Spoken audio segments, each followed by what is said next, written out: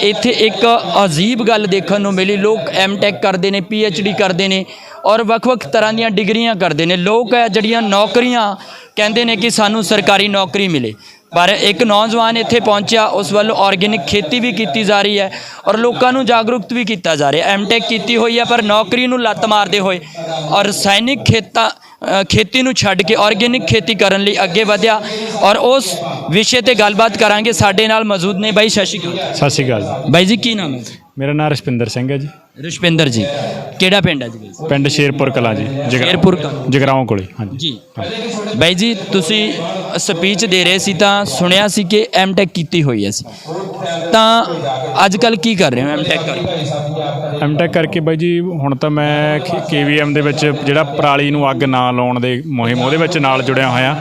ਪਰ ਪਹਿਲਾਂ ਮੈਂ 1 ਸਾਲ ਐਮਟੈਕ ਤੋਂ ਬਾਅਦ ਨੌਕਰੀ ਕੀਤੀ, ਫਿਰ ਮੈਂ ਖੇਤੀ ਸ਼ੁਰੂ ਕਰਤੀ ਆਪਦੀ, ਜਿਹੜੀ ਜ਼ਹਿਰ ਮੁਕਤ ਖੇਤੀ ਹੈ।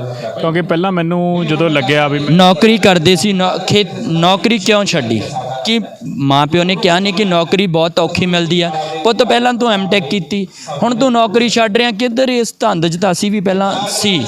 ਉਹਦੇ ਵਿੱਚ ਕਾਰਨ ਕੀ ਬਣਿਆ ਵੀ ਕੁਦਰਤ, ਜਿਵੇਂ ਕਹਿ ਲਈਏ ਵੀ ਕੁਦਰਤ ਇੱਕ ਸਬੱਬ ਬਣਾਉਂਦੀ ਆ। ਮੇਰਾ ਇੰਟਰਸਟ ਵੀ ਸੀ ਅਤੇ ਕੁਛ ਮੈਨੂੰ ਸਿਹਤ ਦੀਆਂ ਦਿੱਕਤਾਂ ਵੀ ਆਈਆਂ।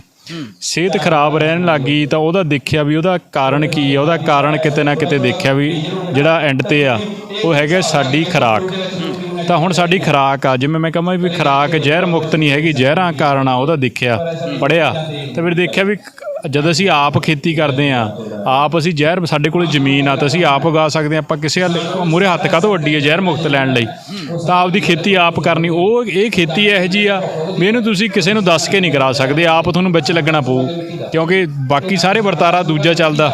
ਇਹਦੇ ਵਿੱਚ ਆਪ ਮੈਂ ਪਹਿਲਾਂ ਥੋੜ੍ਹਾ ਟਰਾਈ ਕੀਤਾ, ਨਾਲ ਜਦੋਂ ਖੇਤੀ ਨੌਕਰੀ ਕਰਦਾ ਸੀ ਵੀ ਨਾਲ ਖੇਤੀ ਵੀ ਚੱਲੀ ਹੈ, ਪਰ ਉਹ ਗੱਲ ਬਣੀ ਨਹੀਂ ਕਿਉਂਕਿ ਮੈਂ ਖੇਤ ਨੂੰ ਓਨਾ ਸਮਾਂ ਨਹੀਂ ਦੇ ਪਾ ਰਿਹਾ ਸੀ। ਫਿਰ ਮੈਨੂੰ ਖੇਤੀ ਛੱਡਣੀ ਪਈ। ਮੈਂ ਆਪਦੀ ਸਿਹਤ ਦੇ ਲਈ, ਆਪਦੇ ਬੱਚਿਆਂ ਦੀ ਸਿਹਤ ਦੇ ਲਈ, ਅਤੇ ਮੈਨੂੰ ਲੱਗਿਆ ਵੀ ਕੁਛ ਮੇਰੀ ਸਮਾਜਿਕ ਜ਼ਿੰਮੇਵਾਰੀ ਹੈ ਵੀ ਜੇ ਮੈਂ ਕਿਸੇ ਨੂੰ ਕਹਿਣਾ, ਮੰਨ ਲਓ ਤੁਹਾਨੂੰ ਕਹਿਣਾ ਵੀ ਬਾਈ ਕੁਦਰਤੀ ਖੇਤੀ ਕਰੋ, ਤਾਂ ਅਗਲੇ ਦਾ ਪਹਿਲਾਂ ਸਵਾਲ ਆਉਂਦਾ ਤੂੰ ਕਰਦਾ ਆਪ? ਤਾਂ ਜੇ ਮੈਂ ਕਿਸੇ ਨੂੰ ਕਹਿਣਾ ਤਾਂ ਪਹਿਲਾਂ ਮੈਨੂੰ ਆਪ ਨੂੰ ਕਰਕੇ ਦਿਖਾਉਣਾ ਪਊਗਾ। ਤਾਂ ਇਸ ਕਰਕੇ ਮੈਂ ਆਪਦੇ ਖੇਤ ਤੋਂ ਸ਼ੁਰੂਆਤ ਕੀਤੀ ਵੀ ਪਹਿਲਾਂ ਮੇਰਾ ਫਰਜ਼ ਆ ਵੀ ਆਪਦੇ ਪਰਿਵਾਰ ਨੂੰ ਕੁਦਰਤੀ ਸਹੀ ਭੋਜਨ ਖਵਾਉਣਾ, ਜ਼ਹਿਰ ਮੁਕਤ ਭੋਜਨ ਖਵਾਉਣਾ, ਤਾਂ ਹੀ ਅਸੀਂ ਸਮਾਜ 'ਤੇ ਗੱਲ ਲੈ ਕੇ ਜਾ ਸਕਾਂਗੇ। ਤਾਂ ਇਹ ਮੰਤਵ ਦੇ ਨਾਲ ਮੈਂ ਇਹ ਕੁਦਰਤੀ ਖੇਤੀ ਸ਼ੁਰੂ ਕੀਤੀ। ਮੈਂ 4 ਕਿੱਲਿਆਂ 'ਚ ਹੁਣ ਕੁਦਰਤੀ ਖੇਤੀ ਕਰਦਾ। ਉਹ 'ਚ ਅਸੀਂ ਕੋਸ਼ਿਸ਼ ਕਰਦੇ ਹਾਂ ਜੋ ਵੀ ਸਾਡੇ ਘਰ ਦੇ ਵਿੱਚ ਗੁੜ, ਸ਼ੱਕਰ, ਛੋਲੇ, ਸਰੋਂ ਤੇਲ, ਮਤਲਬ ਜੋ ਕੁਛ ਵੀ ਅਸੀਂ ਰਸੋਈ 'ਚ ਵਰਤਦੇ ਹਾਂ, ਵੱਧ ਤੋਂ ਵੱਧ ਚੀਜ਼ਾਂ ਅਸੀਂ ਆਪਦੇ ਖੇਤ ਦੇ ਵਿੱਚ ਉਗਾ ਸਕੀਏ ਜਿੰਨੀਆਂ ਇੱਥੇ ਉਗ ਸਕਦੇ। ਅਤੇ ਪੰਜਾਬ ਦੀ ਧਰਤੀ ਸਾਡੀ ਇਹੋ ਜਿਹਾ, ਸਾਡਾ ਮੌਸਮ ਇਹੋ ਜਿਹਾ, ਸਾਡੇ ਹਰ ਚੀਜ਼ ਹੋ ਜਾਂਦੀ ਹੈ ਇੱਥੇ। ਕਿਹੜੀ ਚੀਜ਼ ਹੈ ਜਿਹੜੀ ਸਾਡੇ ਨਹੀਂ ਹੁੰਦੀ? ਤਾਂ 2-3 ਚੀਜ਼ਾਂ ਚਲੋ ਮਸਾਲੇ ਵਾਲੀਆਂ ਛੱਡ ਕੇ, ਜੇ ਵੀ ਜੀਰਾ ਨਹੀਂ ਹੁੰਦਾ ਚਲੋ ਉਹ ਚੀਜ਼ਾਂ ਅਸੀਂ ਬਾਹਰੋਂ ਲੈ ਸਕਦੇ ਹਾਂ, ਪਰ ਬਾਕੀ ਜਿਹੜੀਆਂ 99% ਚੀਜ਼ਾਂ ਅਸੀਂ ਆਪਦੇ ਖੇਤ 'ਚ ਪੈਦਾ ਕਰ ਸਕਦੇ ਹਾਂ। ਅਤੇ ਜਿਹੜੀ ਤੁਹਾਡੇ ਖੇਤ ਦੀ ਉਪਜ ਆ ਉਹਦਾ ਸਵਾਦ ਹੀ ਵੱਖਰਾ, ਉਹਦਾ ਮਤਲਬ ਤੁਸੀਂ ਆਪਦੇ ਖੇਤ 'ਚੋਂ ਪੈਦਾ ਕਰਕੇ ਜਿਹੜੀ ਖਾਧੀ ਉਹਦਾ ਵੱਖਰਾ ਹੀ ਸਵਾਦ ਆ, ਉਹੀ ਤੁਹਾਨੂੰ ਸਿਹਤ ਦਿੰਦੀ ਹੈ। ਖੇਤੀ ਦਾ ਮਤਲਬ ਹੀ ਇਹੀ ਆ ਵੀ ਖੇਤੀ ਤੁਹਾਨੂੰ ਖੁਰਾਕ ਦੇਵੇ, ਸਿਹਤਮੰਦ ਭੋਜਨ ਦੇਵੇ।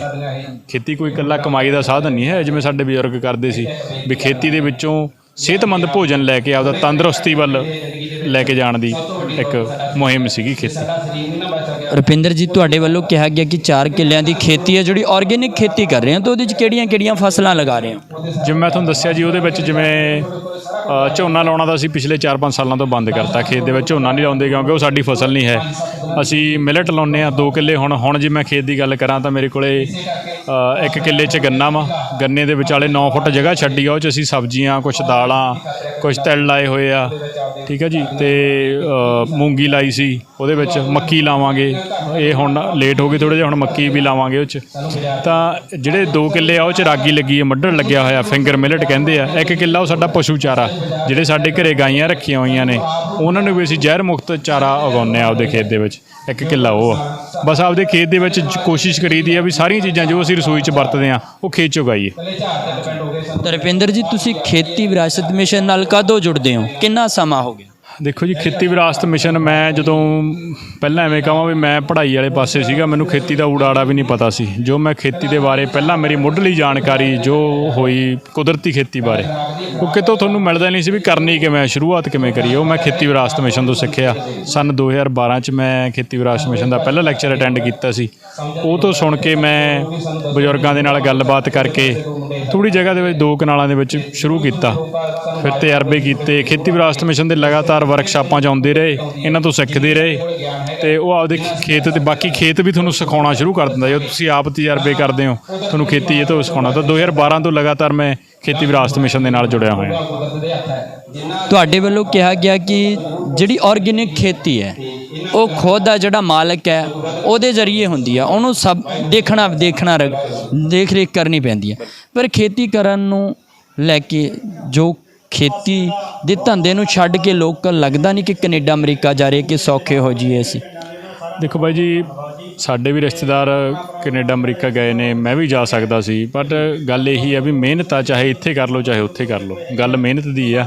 ਬਟ ਜੇ ਤੁਸੀਂ ਕੈਨੇਡਾ ਅਮਰੀਕਾ 'ਚ ਵੀ ਤੁਹਾਡੇ ਰਿਸ਼ਤੇਦਾਰ ਹੋਣਗੇ, ਜੇ ਉੱਥੇ ਤੁਸੀਂ ਆਪਦਾ ਸਿਹਤਮੰਦ ਭੋਜਨ ਲੈਣਾ ਤਾਂ ਉੱਥੇ ਵੀ ਉਹ ਸਾਡੇ ਇੱਕ ਅੰਗਰੇਜ਼ ਆਇਆ ਸੀ ਬਾਹਰੋਂ, ਉਹ ਤੋਂ ਅਸੀਂ ਅਮਰੀਕਾ ਤੋਂ ਆਇਆ, ਸਾਡੇ ਕੋਲ 20 ਦਿਨ ਰਹਿ ਕੇ ਗਿਆ। ਉਹ ਤੋਂ ਅਸੀਂ ਪੁੱਛਿਆ ਵੀ ਜੇ ਉੱਥੇ ਤੁਹਾਨੂੰ ਸਹੀ ਭੋਜਨ ਲੈਣਾ ਹੋਵੇ ਤਾਂ ਕਿੱਥੋਂ ਮਿਲੂਗਾ। ਉਹ ਕਹਿੰਦਾ ਵੀ ਪਹਿਲਾਂ ਤਾਂ ਹੈਗਾ ਵੀ ਸਿੱਧਾ ਕਿਸਾਨ ਤੋਂ ਲਿਆ ਜਾਵੇ, ਜਾਂ ਤਾਂ ਉਹ ਆ, ਜਾਂ ਸਭ ਤੋਂ ਵਧੀਆ ਵੀ ਆਪਦਾ ਭੋਜਨ ਆਪ ਉਗਾਓ। ਉੱਥੇ ਵੀ ਹੁਣ ਅੰਗਰੇਜ਼ਾਂ ਨੇ ਥੋੜ੍ਹੇ ਕਮਿਊਨਿਟੀ ਫਾਰਮ ਬਣਾ ਲਏ, ਸਰਕਾਰ ਉਹਨਾਂ ਨੂੰ ਫਰੀ 'ਚ ਜਗ੍ਹਾ ਦੇ ਦਿੰਦੀ ਆ, ਕੁਛ ਸੰਦ ਦੇ ਦਿੰਦੀ ਆ, ਕੁਛ ਸ਼ਰਤਾਂ ਰੱਖਦੀ ਹੈ ਵੀ ਆਹ ਤੁਸੀਂ ਇਹਦੇ ਬਦਲੇ ਕਰਨਾ ਹੋਊਗਾ, ਤਾਂ ਆਪਦਾ ਭੋਜਨ ਆਪ ਉਗਾਉਂਦੇ ਆ ਉੱਥੇ ਵੀ। ਉਹੀ ਇੱਕ ਹੱਲ ਆ। ਬਾਹਰਲੇ ਦੇਸ਼ਾਂ 'ਚ ਵੀ ਜੇ ਅਸੀਂ ਕਹੀਏ ਵੀ ਜੇ ਖੁਰਾਕ ਆਪਾਂ ਕਹੀਏ ਉੱਥੇ ਜ਼ਹਿਰ ਘੱਟ ਆ, ਜ਼ਹਿਰ ਉੱਥੇ ਵੀ ਬਹੁਤ ਆ। ਜਿਹੜੀ ਕਮਰਸ਼ੀਅਲ ਖੇਤੀ ਆ ਉਹ ਤਾਂ ਜ਼ਹਿਰ ਦੇ ਨਾਲ ਹੀ ਹੁੰਦੀ ਹੈ। ਜੇ ਤੁਸੀਂ ਵਧੀਆ ਖੇਤੀ ਭੋਜਨ ਖਾਣਾ ਤਾਂ ਉਹ ਤੁਹਾਨੂੰ ਆਪ ਹੱਥੀਂ ਆਰਗੈਨਿਕ ਖੇਤੀ ਆਪ ਹੀ ਕਰਨੀ ਪੈਣੀ ਹੈ ਨਾ। ਜੇ ਸਭ ਤੋਂ ਵਧੀਆ ਤਾਂ ਜਿਹਦੇ ਕੋਲ ਜ਼ਮੀਨ ਆ ਉਹ ਤਾਂ ਆਪ ਹੀ ਕਰੇ, ਜਿਹਦੇ ਕੋਲ ਨਹੀਂ ਹੈਗੀ ਉਹ ਸਿੱਧਾ ਉਹੋ ਜਿਹੇ ਕਿਸਾਨ ਨਾਲ ਸੰਪਰਕ ਰੱਖੇ। ਕਿਸਾਨ ਜਦੋਂ ਉਹਦਾ ਖਾਣਾ ਆ ਰਿਹਾ ਨਾ ਜਿਹੜੇ ਖੇਤ 'ਚੋਂ, ਉਹ ਕਿਸਾਨ ਨੂੰ ਉਹ ਜਾਣਦਾ ਹੋਵੇ। ਜਿਵੇਂ ਅਸੀਂ ਫੈਮਿਲੀ ਡਾਕਟਰ ਰੱਖ ਲੈਂਦੇ ਹਾਂ ਵੀ ਆਹ ਸਾਡਾ ਫੈਮਿਲੀ ਡਾਕਟਰ ਆ ਜੀ, ਐਵੇਂ ਸਾਡਾ ਇੱਕ ਫੈਮਿਲੀ ਫਾਰਮਰ ਵੀ ਹੋਣਾ ਚਾਹੀਦਾ ਵੀ ਆਹ ਸਾਡਾ ਪਰਿਵਾਰਕ ਫਾਰਮਰ ਆ ਜਿਹੜਾ ਜ਼ਮੀਨ ਜਿਹਦੇ ਕੋਲ ਨਹੀਂ ਹੈਗੀ। ਵੈਸੇ ਤਾਂ ਮੈਂ ਤਾਂ ਕਹਿੰਦਾ ਹਰੇਕ ਬੰਦੇ ਨੂੰ ਆਪਦੇ ਖਾਣ ਜੋਗਾ ਜਗ੍ਹਾ ਲੈ ਕੇ ਆਪਦੀ ਖੇਤੀ ਕਰਨੀ ਚਾਹੀਦੀ ਹੈ, ਪਰ ਜੇ ਨਹੀਂ ਹੈਗੀ ਤਾਂ ਫਾਰਮਰ ਦੇ ਨਾਲ ਡਾਇਰੈਕਟ ਉਹ ਤੋਂ ਲੈ ਕੇ ਆਓ, ਉਹਨੂੰ ਉਤਸ਼ਾਹਿਤ ਕਰੋ ਵੀ ਬਾਈ ਤੂੰ ਜ਼ਹਿਰ ਮੁਕਤ ਉਗਾ, ਅਸੀਂ ਤੇਥੋਂ ਖਰੀਦਾਂਗੇ। ਹੁਣ ਕਿਸਾਨ ਦੀ ਵੀ ਜੇ ਅਸੀਂ ਕਹੀਏ ਕਿਸਾਨ ਦੀ ਗਲਤੀ ਆ, ਉਹ ਜ਼ਹਿਰ ਮੁਕਤ ਨਹੀਂ ਉਗਾਉਂਦਾ, ਤਾਂ ਕਿਸਾਨ ਵੀ ਵਿਚਾਰਾ ਉਹ ਫਸਲ ਚੱਕਰ 'ਚ ਫਸਿਆ ਹੋਇਆ। ਉਹ ਕਹਿੰਦਾ ਮੈਂ ਜੇ ਉਗਾ ਲੈਂਦਾ ਮੇਰਾ ਵਿਕੂ ਕਿੱਥੇ। ਤਾਂ ਸਾਨੂੰ ਕਿਸਾਨਾਂ ਦੀ ਜਿਹੜੀ ਸਾਡੀ ਸੁਸਾਇਟੀ ਆ ਉਹਨੂੰ ਕਿਸਾਨਾਂ ਦੀ ਬਾਂਹ ਫੜਨੀ ਪਊ। ਰੁਪਿੰਦਰ ਜੀ, 2012 ਤੋਂ ਲੱਗੇ ਹੋ ਤੁਸੀਂ, ਲੋਕਾਂ ਦੇ ਵਿੱਚ ਵਿਚਰਦੇ ਹੋ, ਕੀ ਲੱਗਦਾ ਕਿ ਲੋਕ ਜਾਗਰੂਕ ਹੋਏ ਆ, ਲੋਕ ਆਰਗੈਨਿਕ ਖੇਤੀ ਵੱਲ ਵੱਧ ਰਹੇ ਹੋਏ? ਬਿਲਕੁਲ ਬਹੁਤ, ਹੁਣ ਤਾਂ ਬਹੁਤ ਫਰਕ ਪੈ ਚੱਲਿਆ। ਹਰੇਕ ਬੰਦਾ ਹੁਣ ਇਹ ਗੱਲ ਨਾਲ ਤਾਂ ਸਹਿਮਤ ਹੁੰਦਾ ਵੀ ਜਿਹੜੀ ਜ਼ਹਿਰ ਆ ਉਹ ਕਿਤੇ ਨਾ ਕਿਤੇ ਸਾਡੀ ਸਿਹਤ ਨੂੰ ਖਰਾਬ ਕਰ ਰਹੀ ਆ। ਜਿਵੇਂ 2005 'ਚ ਜਦੋਂ ਅਮਰਿੰਦਰ ਦੱਤ ਜੀ ਨੇ ਕੰਮ ਸ਼ੁਰੂ ਕੀਤਾ, ਜੇ ਉਦੋਂ ਕੋਈ ਆਪਾਂ ਜੇ ਗੱਲ ਕਰਦੇ ਸੀ ਵੀ ਜ਼ਹਿਰ ਨਾਲ ਆ ਬਿਮਾਰੀਆਂ ਲੱਗ ਰਹੀਆਂ, ਤਾਂ ਉਦੋਂ ਲੋਕ ਉਹਨਾਂ ਨਾਲ ਅਸਹਿਮਤੀ ਪ੍ਰਗਟਾਉਂਦੇ ਸੀ ਵੀ ਇਹ ਨਹੀਂ ਕਾਰਨ, ਹੋਰ ਕਾਰਨ ਹੋਣਗੇ, ਵੀ ਇਹ ਨਹੀਂ ਹੈਗਾ। ਬਟ ਹੁਣ ਤਾਂ ਲੋਕ ਇਹ ਗੱਲ ਮੰਨਣ ਲੱਗ ਗਏ ਵੀ ਭਾਈ ਜਿਹੜੀਆਂ ਰੇਹਾਂ ਸਪਰੇਆਂ ਅਸੀਂ ਖੇਤਾਂ ਦੇ ਵਿੱਚ ਪਾ ਰਹੇ ਹਾਂ ਉਹੀ ਸਾਡੇ ਬਿਮਾਰੀਆਂ ਦਾ ਕਾਰਨ ਬਣ ਰਹੀ ਹੈ। ਹੁਣ ਲੋਕ ਚਾਹੇ ਤੁਰਨ ਵੀ ਲੱਗ ਗਏ ਹਰੇਕ ਘਰ ਦੇ। ਮੈਂ ਦੇਖਿਆ ਸਾਡੇ ਪਿੰਡ 'ਚ ਵਾਹਵਾ ਲੋਕ ਨੇ ਜਿਹੜੇ ਆਪਦੇ ਘਰ ਖਾਣ ਲਈ ਕਣਕ ਉਗਾ ਲੈਂਦੇ ਆ ਬਿਨਾਂ ਰੇਹ ਸਪਰੇਅ ਤੋਂ, ਸਬਜ਼ੀਆਂ ਵੀ ਲਾਉਣ ਲੱਗ ਚੱਲੇ।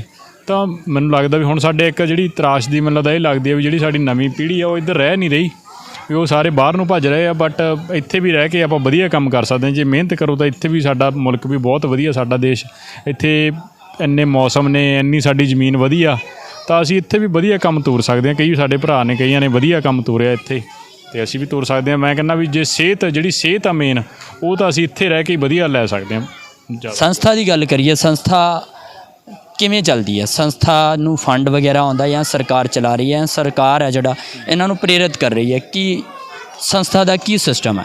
ਦੇਖੋ ਜੀ, ਖੇਤੀ ਵਿਰਾਸਤ ਮਿਸ਼ਨ ਤਾਂ ਇੱਕ ਸਮਾਜਿਕ ਅੰਦੋਲਨ ਤੋਂ ਸ਼ੁਰੂ ਹੋਈ ਹੈ। ਇਹਦੇ ਵਿੱਚ ਪਹਿਲਾਂ ਤਾਂ ਜਦੋਂ ਅਮਰਿੰਦਰ ਦੱਤ ਜੀ ਨੇ ਸ਼ੁਰੂ ਕੀਤਾ ਕੋਈ ਫੰਡ ਨਹੀਂ ਸੀ। ਜਿਵੇਂ ਅਸੀਂ ਆਹ ਪ੍ਰੋਗਰਾਮ ਕੀਤਾ, ਇੱਥੇ ਅਸੀਂ ਲੋਕਾਂ ਤੋਂ ਪੈਸੇ ਇਕੱਠੇ ਕਰਕੇ ਉਹੀ ਪੈਸੇ ਦਾ ਇੱਥੇ ਲੋਕਾਂ ਨੂੰ ਜੋ ਵੀ ਇੱਥੇ ਖਰਚਾ ਆਇਆ, ਚਾਹ ਪਾਣੀ ਪਿਲਾਇਆ, ਉਹ ਆਪ ਹੀ ਮਤਲਬ ਲੋਕੀ 'ਚ ਇਕੱਠਾ ਕਰਕੇ ਆਪ ਹੀ ਕਰਦੇ ਸੀ। ਚਲੋ ਕੰਮ ਕਰਦੇ ਰਹੇ। ਹੁਣ ਕੁਛ ਪ੍ਰੋਜੈਕਟ ਆਏ ਨੇ ਜਿਹੜੇ ਕੋਈ CSR ਫੰਡ ਦੇ ਵਿੱਚੋਂ ਕੁਛ ਪ੍ਰੋਜੈਕਟ ਆ ਜਿਹੜੇ ਹੁਣ ਚੱਲ ਰਹੇ ਆ, ਜਿਵੇਂ ਆਹ ਚੱਲ ਰਿਹਾ ਪ੍ਰੋਜੈਕਟ ਭੂਮੀ, ਇੱਦਾਂ ਕੁਛ ਪ੍ਰੋਜੈਕਟ ਆਏ ਨੇ। ਪਰ ਉਹਦੇ ਵਿੱਚ ਵੀ ਸਾਡਾ ਮੇਨ ਜਿਹੜਾ ਮੰਤਵ ਆ ਉਹ ਇਹੀ ਆ ਵੀ ਹੁਣ ਉਹਦੇ ਨਾਲ ਕੀ ਹੋ ਗਿਆ ਵੀ ਇਹਦੇ ਪੈਸਾ ਆਉਣ ਦੇ ਨਾਲ ਅਸੀਂ ਵਧੀਆ ਲੋਕਾਂ ਨੂੰ ਆਪਦੇ ਨਾਲ ਜੋੜ ਸਕੇ ਹਾਂ। ਉਹਨਾਂ ਦੀ ਤਨਖਾਹ ਦਾ, ਉਹਨਾਂ ਦੇ ਜਿਹੜਾ ਜੀਵਨ ਯਾਪਨ ਦਾ ਜਿਹੜਾ ਜ਼ਰੀਆ ਉਹ ਬਣ ਕੇ ਉਹ ਹੁਣ ਅਸੀਂ ਜ਼ਿਆਦਾ ਲੋਕਾਂ ਦੇ ਨਾਲ ਪਹੁੰਚ ਸਾਡੀ ਹੋ ਗਈ ਹੈ। ਜਦੋਂ ਪਹਿਲਾਂ ਜਿਹੜਾ ਸਾਡੇ ਕੋਲ ਰਿਸੋਰਸਿਸ ਘੱਟ ਸੀ, ਓਨੇ ਕੁ ਨਾਲ ਜਿੰਨੇ ਕੁ ਲੋਕਾਂ ਨੂੰ ਅਸੀਂ ਕਰ ਸਕਦੇ ਸੀ ਉਹ ਕੀਤਾ। ਤਾਂ ਮੈਂ ਤਾਂ ਕਹਿੰਦਾ ਵੀ ਕੁਦਰਤ ਨੇ ਬਾਂਹ ਫੜੀ, ਜੇ ਤੁਸੀਂ ਚੰਗਾ ਕੰਮ ਕਰਦੇ ਹੋ ਤਾਂ ਪਰਮਾਤਮਾ ਤੁਹਾਡਾ ਸਾਥ ਦਿੰਦਾ, ਤੁਹਾਨੂੰ ਉਹੋ ਜਿਹੇ ਵਸੀਲੇ ਗਾਂਹ ਦੀ ਗਾਂਹ ਬਣਾਈ ਜਾਂਦਾ। ਤਾਂ ਉਹੀ ਇੱਕ ਵਸੀਲਾ, ਜਿਵੇਂ ਹੁਣ ਇਹ ਪ੍ਰੋਜੈਕਟ ਬਣੇ ਨੇ, ਅਤੇ ਇਹਦੇ ਵਿੱਚ ਵੀ ਸਾਡੀ ਕੋਸ਼ਿਸ਼ ਆ ਵੀ ਅਸੀਂ ਵੱਧ ਤੋਂ ਵੱਧ ਲੋਕਾਂ ਤੱਕ ਜਾ ਸਕੀਏ ਅਤੇ ਜ਼ਹਿਰ ਮੁਕਤ ਖੇਤੀ ਦਾ, ਤੰਦਰੁਸਤ ਜੀਵਨ ਦਾ, ਸੋਹਣੇ ਵਾਤਾਵਰਨ ਦਾ ਹੋਕਾ ਅਸੀਂ ਦੇ ਸਕੀਏ। ਰੁਪਿੰਦਰ ਜੀ, ਬਹੁਤ ਵਧੀਆ ਉਪਰਾਲਾ ਕਰ ਰਹੇ ਹੋ, ਪਿੰਡ ਪਿੰਡ ਜਾ ਕੇ ਵਿਚਰਦੇ ਹੋ, ਲੋਕਾਂ ਨੂੰ ਜਾਗਰੂਕ ਕਰ ਰਹੇ ਹੋ। ਸਰਕਾਰ ਮਦਦ ਕਰ ਰਹੀ ਹੈ ਸੰਸਥਾ ਦੀ? ਹਾਂ, ਸਰਕਾਰ ਹਜੇ ਜੇ ਕਹੀਏ ਉਸ ਹਿਸਾਬ ਨਾਲ ਤਾਂ ਨਹੀਂ ਹਜੇ ਕਰਦੀ ਗੀ, ਪਰ ਫਿਰ ਵੀ ਹੁਣ ਸਰਕਾਰ ਦੇ ਕੰਨੀ ਗੱਲ ਪੈਣ ਲੱਗ ਗਈ ਆ। ਤਾਂ ਸਰਕਾਰ ਕੀ ਆ ਵੀ ਅਸੀਂ ਆਮ ਲੋਕ ਹੀ ਹਾਂ। ਸਰਕਾਰ, ਮੈਂ ਤਾਂ ਇਹ ਕਹਿੰਦਾ ਵੀ ਅਸੀਂ ਸਾਰੇ ਲੋਕ ਹੀ ਹਾਂ। ਜੇ ਅਸੀਂ ਸਾਰੇ ਮਿਲ ਕੇ ਜੇ ਅਸੀਂ ਕਹੀਏ ਸਰਕਾਰ ਨੂੰ, ਅਸੀਂ ਮੰਗ ਕਰੀਏ ਵੀ ਅਸੀਂ ਭਾਈ ਕੁਦਰਤੀ ਖੇਤੀ ਕਰਨੀ ਆ, ਤਾਂ ਸਰਕਾਰ ਕਿਉਂ ਨਾ ਕਰੂਗੀ? ਅਸੀਂ ਮੰਗ ਹੀ ਨਹੀਂ ਕਰਦੇ, ਸਾਡੀਆਂ ਮੰਗਾਂ ਹੀ ਹਜੇ ਹੋਰ ਨੇ। ਤਾਂ ਸਰਕਾਰ, ਅਸੀਂ ਸਾਰੇ ਲੋਕ ਹਾਂ, ਅਸੀਂ ਜਦੋਂ ਇਕੱਠੇ ਹੋ ਗਏ ਅਸੀਂ ਸਰਕਾਰ ਤੋਂ ਜੋ ਮਰਜ਼ੀ ਕਰਾ ਸਕਦੇ ਹਾਂ। ਅਜੇ ਸਾਡਾ ਧਿਆਨ ਉਹ ਚੀਜ਼ਾਂ ਵੱਲ ਹੈ ਹੀ ਨਹੀਂ ਗਾ। ਜੇ ਸਾਡਾ ਧਿਆਨ ਤੰਦਰੁਸਤੀ ਵੱਲ, ਜ਼ਹਿਰ ਮੁਕਤ ਭੋਜਨ ਵੱਲ, ਵਾਤਾਵਰਨ ਵੱਲ ਜਦੋਂ ਹੋ ਗਿਆ, ਤਾਂ ਸਰਕਾਰ ਨੂੰ ਉਹ ਚੀਜ਼ਾਂ ਆਟੋਮੈਟਿਕਲੀ ਕਰਨੀਆਂ ਪੈਣੀਆਂ ਨੇ। ਜੀ ਤਾਂ ਰੁਪਿੰਦਰ ਜੀ, ਸਮਾਂ ਦੇਣ ਲਈ ਬਹੁਤ ਬਹੁਤ ਧੰਨਵਾਦ। ਧੰਨਵਾਦ ਜੀ, ਬਹੁਤ।